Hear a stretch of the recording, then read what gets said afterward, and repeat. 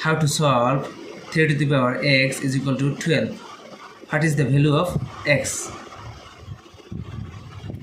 Now log 3 to the power x is equal to log 3 log of 3 times 4 log of 3 times 4.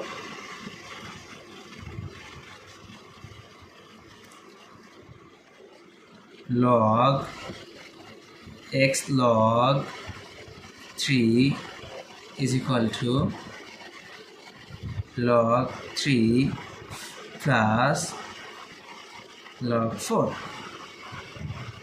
divided by log 3 divided by log 3. Log 3 will be cancelled.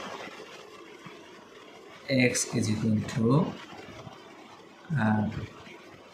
log 3 divided by log 3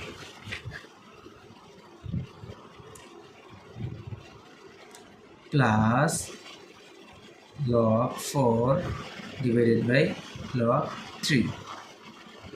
Log 3 will cancel. X is equal to 1 plus log 4 divided by log 3. log 4 base of 3 operator X is equal to 1 plus log 4 base of 3. This is the value of x. So this is our final answer. This is our final answer.